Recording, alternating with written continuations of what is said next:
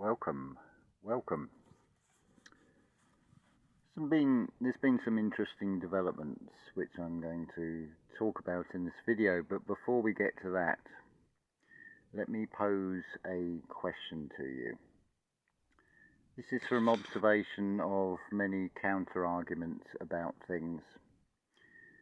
That most people will take the perspective that nothing has ever changed. For example, consider coastal erosion and where the sea will deposit rocks and minerals and build up land. That is continuously happening. Consider, for example, the North Norfolk coast is eroding, and if you look on the map of the UK, as you come down that eastern coastline, you have what is called Orford Ness, which is I believe is a bird reserve. And you have the village of Orford, and there's a story that at low tide you can hear the bell of this church of what used to be a town that is now below sea level. The point being that things are always continuously changing. So the further back in history you go, and this is shown from a scientific perspective in one of the most recent Archaics videos, that the geology shows that effectively if you imagine a slice of potato and it's deep fried, it will buckle and become a potato chip or a crisp to those in the UK. Potato chip is the same label applied to the same thing in the USA, and it will buckle, and effectively that is what would seem that the earth does. So the land will become the oceans will become the land. There is evidence of this in such places as Machu Picchu being pushed up 12,000 feet.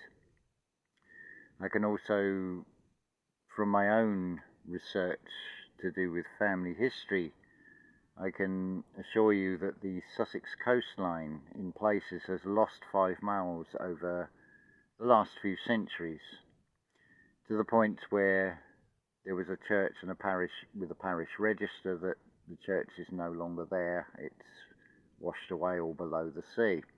And certainly on parts of the Sussex seashore, you can walk out a long way beyond the length of a pier, for example, but then there's a sudden 100-foot drop. So not something to be recommended. But the point is that things are in continuous flux. So it is very easy to make a mistake and judge things from the perspective of today. Consider the development of humanity, consider the development of the intellect, the individual. This is reflected in, if you look at art, in what are called, should we say, the Dark Ages, the very childlike drawings and lack of perspective. And then you have such names as Leonardo da Vinci, and look how anatomically correct the sketches and things are that he made, and the precision that comes in after that transition. So we get on to the, actually before we go that, a question for you now, just from a purely rational perspective. If we are to take this alternative history and date the Sphinx to 11,000 years ago and the Great Pyramid to that sort of age, and say that Atlantis dates back all that time, would it seem logical that there would be not one shred of evidence of any structures anywhere in the world for, say, maybe 6,000–7,000 years before something like Baalbek, and the dates that are given for that? Or would it be that the timeline that we're given, shall we say, has been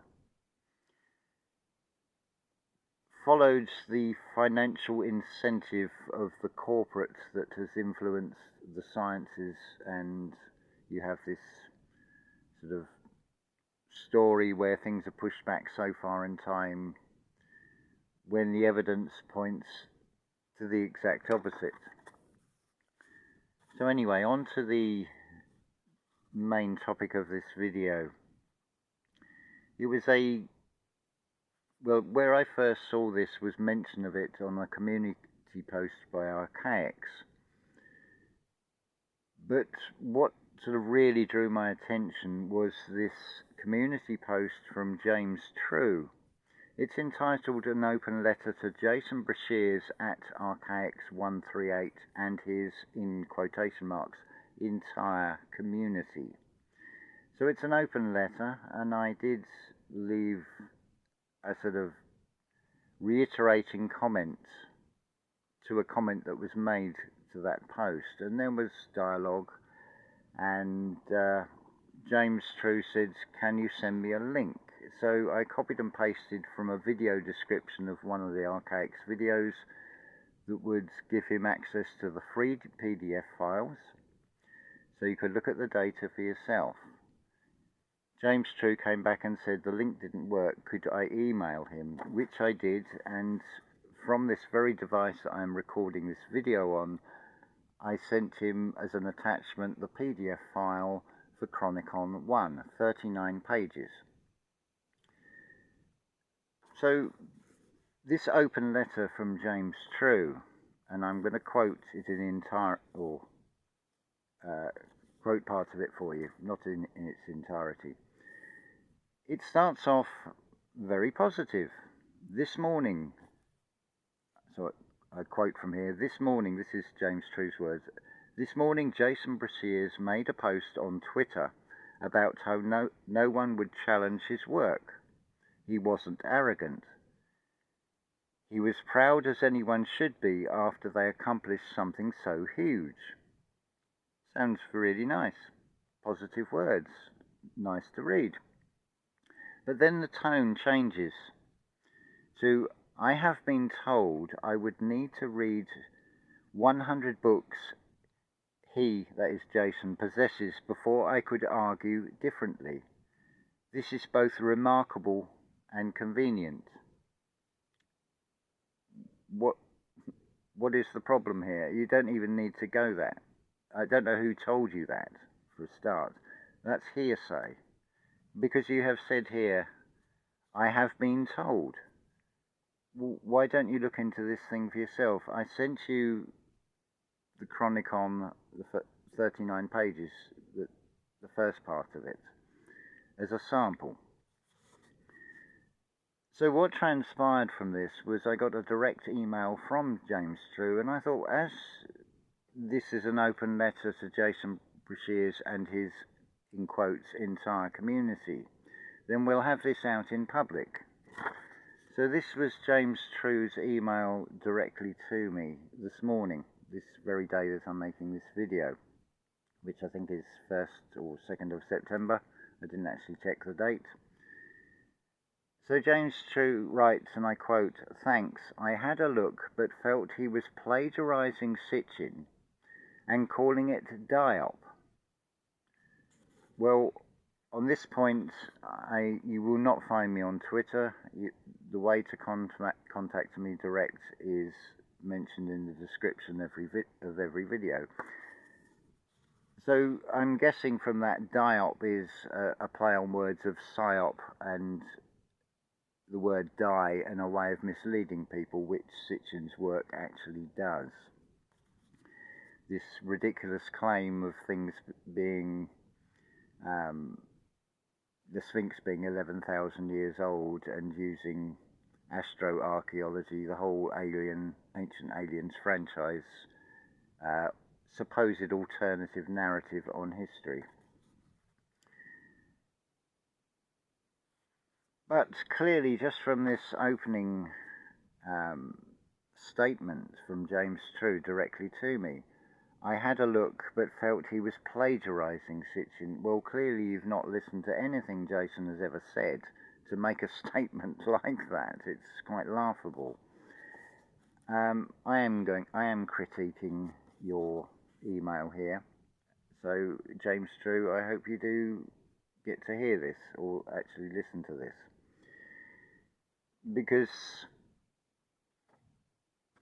if you actually read what you have written, your own words in that open letter, you've clearly stated Jason Bashir's made a post on Twitter about how no one would challenge his work. So we go back to your email again. And this is James True's words again. I'm sorry, I don't believe the claim his work is solid or even sourced. Well, if you'd have actually read more than one page of that first Chronicon, you'll see there are sources cited. I really have, again, this is James True, I really have lost all respect for Jason Bashir, and after looking at the first few pages of Chronicon, I have lost respect for anyone who tells me this was valid work. Okay. James carries on further. I do believe in cosmology, and I also believe Jason has a very poor character. And if he is doing this one page one, I am guessing it probably gets a lot worse. Well, I don't care what you believe, to be honest. You can believe what you want. The challenge is to disprove the work. What is so difficult about this? So James carries on. I think people want to believe convicts because their aura holds conviction, and as long as you worship him while a 19-year-old rape victim is browsing the web, I think you are making the world worse, not better. Whoa, hold on a minute. We've moved right off the topic now. You're bringing up something that happened in Jason's past, as I understand it, and I don't know the full story of it, and I'll get to the reasons as to why I have not looked into that very shortly. An accusation of rape, as I understand it, it wasn't rape, it was kidnap. Bearing in mind Jason was 17 years old and was actually a minor when this happened for a start. Another factor that has not been brought into this equation, which I feel is hugely important, Jason Bashir's was adopted by a family and brought up in a Southern Baptist mentality of Christian literalism. If Christianity is so righteous, you have to ask where that must factor into this crime being committed. But what you're actually missing with all of this, what happens and we perceive as something bad in the moment, is not disconnected from an entire lifespan. The subsequent events of those actions, which we could deem as not being the best actions, but we all make mistakes in life, none of us are saints. The varying degrees I'll come to, and I'll give you examples as we get further into this video. But why bring all that up anyway, for a start? What relevance has that got to the challenge of disproving Chronicon and disproving the data that RKX has shown, which is further cemented by supporting data, and it is quoting sources? So James carries on. Actually, I need to address this. I think people want to believe convicts. I don't know where you get this idea from. And convict, does that make any difference as to, you know, I don't know, maybe it's my perception, my sight, because I do see auras. But I don't see a convict in that aura, I can assure you of that. I can't exactly explain what I do see, and put it into words, because Things in this reality require cross-comparison to be able to distinguish. But I'm talking about something that, shall we say, is otherworldly in seeing auras. A lot of people can't see them. Some people can. We all have different strengths and weaknesses. So James carries on, apologies, I sound so harsh. It means a lot to me you took the time to send this my way. That would be the PDF file. And I wish I could show you more gratitude without rebuking what you believe. Well, one, I'm not after your gratitude. I was hoping that you would actually read the Chronicon and look at it properly and see that it has sources. You can then take that further and you can check those sources yourself if you so wish. But this, without rebuking what you believe, this is not about a belief. This is about observing. This is about seeing that Chronicon is the great unifier, is the way I have described it, and that is in a comment under one of Jason's community posts. And I may well have said it in a comment on one of the more recent videos as well, because it settles all these debates of when this happened and when that happened. It gives you a cohesive whole. You can put the whole topic of history to bed and then focus on the inner work. That, I feel, is far more important. Then James carries on, I made a few tweets knowing Jason is blocking me. Well, what's the purpose of it then? If you know he's blocking you, why would you do it anyway? That sounds like you're just stirring things now. I have no interest in hurting your his community. I just listen to videos and I will speak my mind and I will come into any situation. Shall we say this is a battlefield? So I've come into this not as the International Red Cross, as the Interimaginal Red Cross, because I use my imagination. It's what creation is. It is imagination.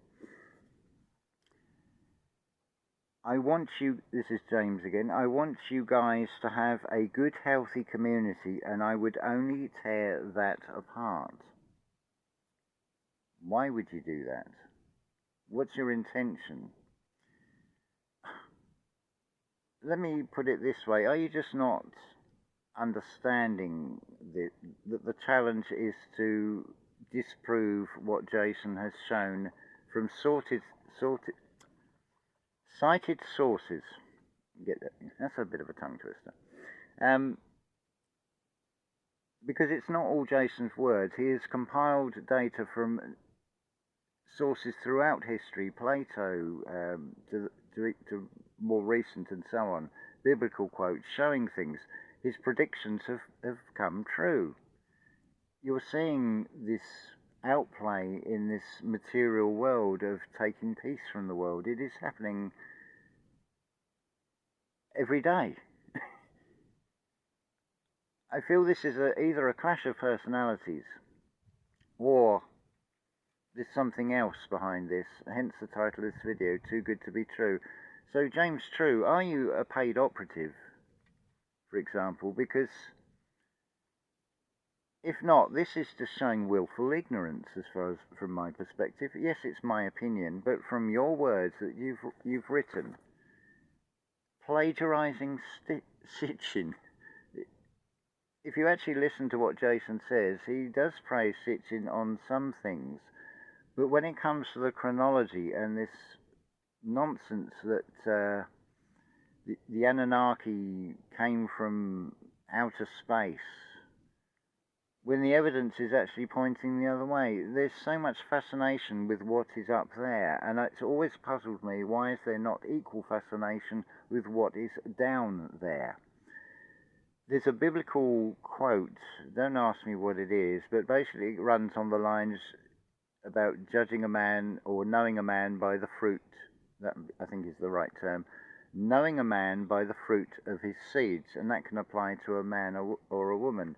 So let me put this to you. Let's turn to the great artists.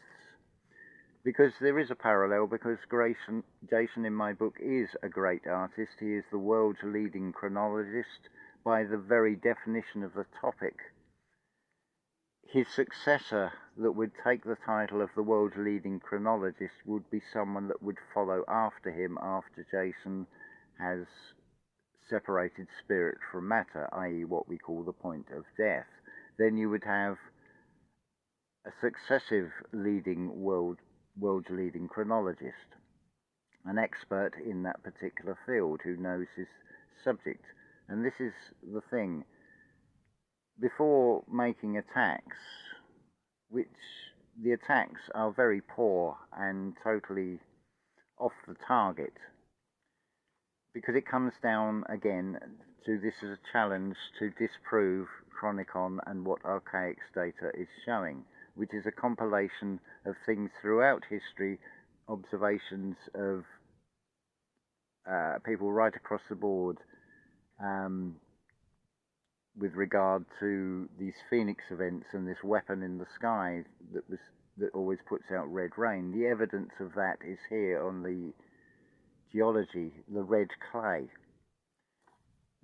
There's no mistaking it. There's things that have happened, the evidence is there to see. This is explaining what that evidence actually is. It closes the book and puts to bed any concerns or puzzling over things that are gone, but in some ways do affect the present. What I take out of all of this is these repeating patterns, and showing something about this reality is not the way we've been told it is, for a start. But if I turn to the great composers, am I to condemn Claude Debussy for his appalling reputation with women? Am I to condemn Beethoven for his having a fierce temper and the long protracted court battle over custody of his nephew? His nephew actually attempted to take his own life with a pistol, trying to shoot himself in the head, but I believe he only grazed himself. It went wrong. But am I to condemn Ludwig van Beethoven for his actions during his lifetime? Am I to blame Richard Wagner for the rise of the Third Reich? This is how ridiculous it is. This is the same thing. This is history repeating. Are you to condemn a man when clearly in this reality what is being played out is following scriptures? So we can look at scriptures. When we get to the crucifixion scene, does this Jesus character in that story not say to one of the two robbers, there is a place in heaven for you?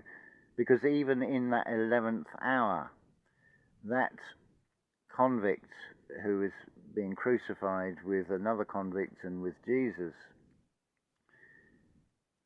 has realized he's done wrong in that 11th hour. So it don't condemn someone for something they've done decades ago. None of us were there. None of us know the circumstances, but I make the point that the strict Christian religious upbringing, this literal interpretation of the Bible, factors into this heavily. I'm not trying to make excuses, but Jason has paid for his crime. But look where that led. That set of circumstances gave him the time, and it could have only happened at that time where there was a change in the Texas prison system, where there was this movement of books, of old books that have been squirreled away. It begs the question of if there is a more sinister meaning to the term book hunter, and what is the purpose of the book hunter? What is the intention? Is it because they are a book collector, or is it because it comes from an era where you can't just push a button and change everything on the screen on the internet overnight? So if you want James True, if you want to come back and respond to this, then I welcome that. I feel openness, transparency, and debate are on a public platform. It's about communication. It's about not practicing exclusions. It's about having everything open on the table in plain sight. It seems to me pretty obvious when things are kept privy to select groups and look at the outside world as a result of that, the world that we find ourselves in today. But you can have your opinion. You can have your opinion about me. You can say you have lost all respect for me. That's your opinion. Does it affect me? No. What does affect me is when I see yet more divide and conquer tactics and totally skirting away from the challenge of trying to disprove what is beyond needing it. It's beyond reasonable doubt. There is enough quoted sources. Any further data is just going to add to that. In one of the most recent videos giving the Phoenix years, so if you want to do this as an exercise like I have done, I followed what Jason suggested. You get a calculator. So let's take the Phoenix year 2040. Just keep subtracting 138, and that's the previous Phoenix year date, 1902, 1764. Obviously, when you get to year 0, you've got to then you've got to add 138 with the BC calendar.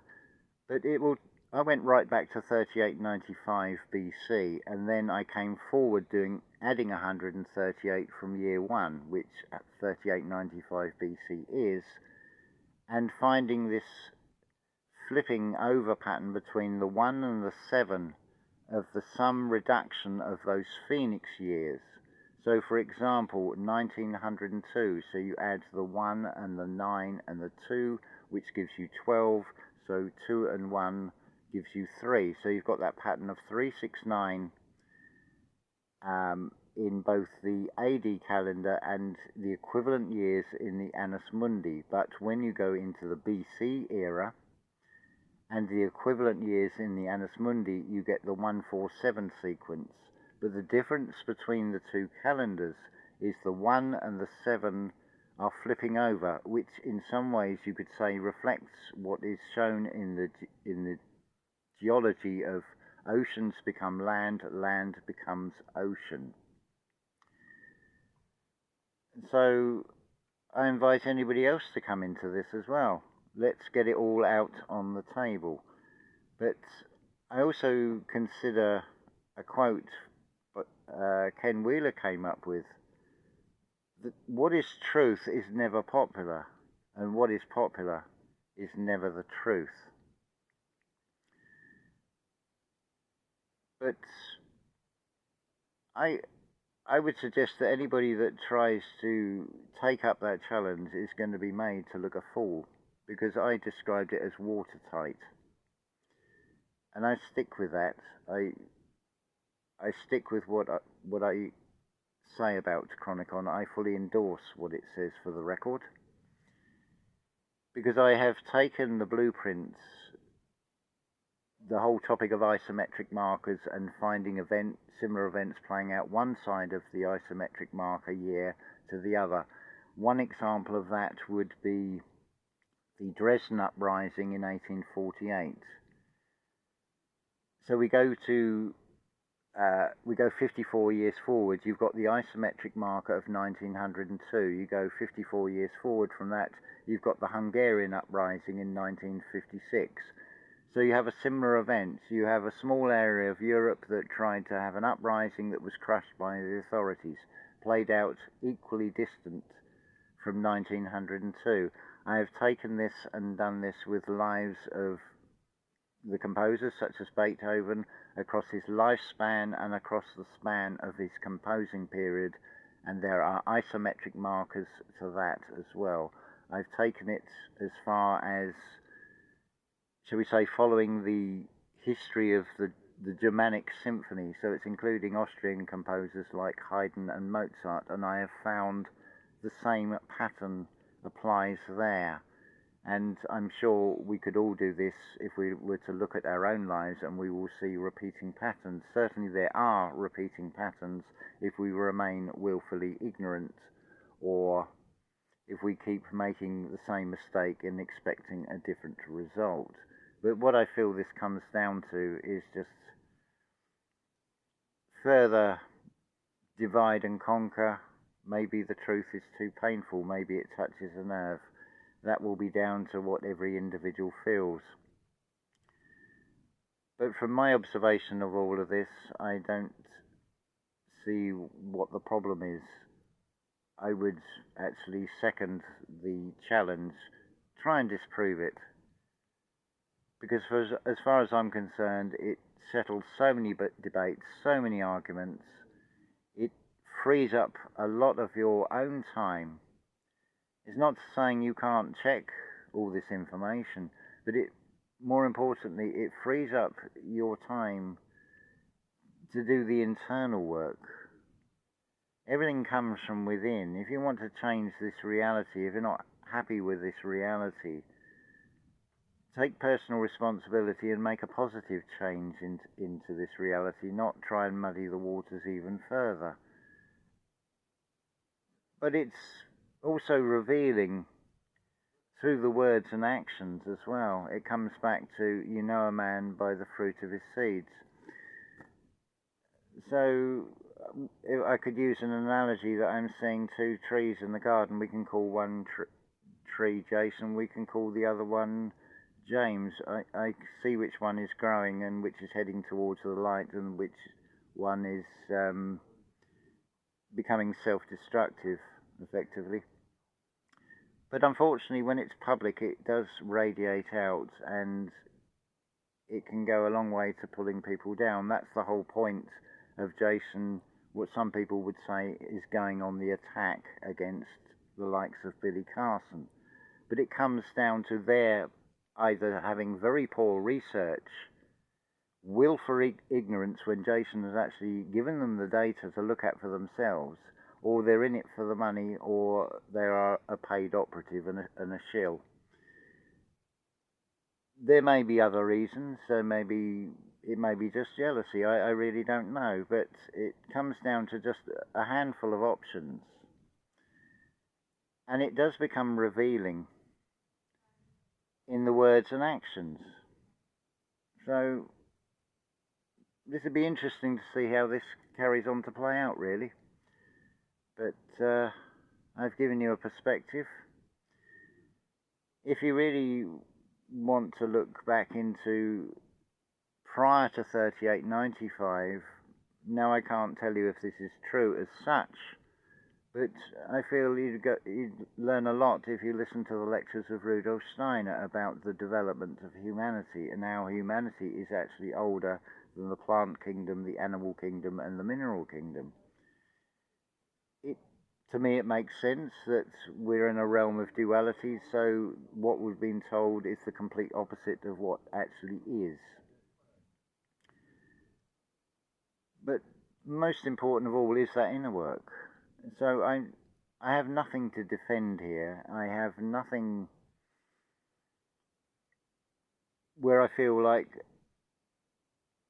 I'm going to charge into battle and go into war on this. Rather, I'm going in as a salvage operation of, let's try and get something positive out of this rather than cause further division. And that division is not even addressing the question and the challenge. So what is the whole point of it, really? So I've said my piece, but I will quite happily to enter into a live stream debate if anybody wishes, or create a video, was it StreamYard or whatever? I'll quite happily take part in that. But I'm not going to condemn anybody for things that would be seen as mistakes in the past that yes, probably have affected other people's lives. But again, that comes down to the inner work. Because if you are going to keep reliving the past of unpleasant events that may have happened to you, who's keeping it alive? The rest of the world has moved on. Everything is in continuous flux. That is reflected in nature. The ebb and the flow of the tides, the coastal erosions, the sea deposits. That is something in the material that you can take literally, unlike many of the things in this reality. Anyway, no hard feelings, but I thought we'll get this out in public, or we'll continue to keep this in public, because this affects the public, as it were. But as always, unconditional love to you all, and that does include you, James True. I have no grievance with you whatsoever, for the record, but the trajectory you're going down now, I can't hold with. I'm sorry. To condemn someone like that, that's not addressing the issue. It comes back to, well, I can't listen to Schubert because he had syphilis. It's just so ridiculous. Right, I've said my piece on this.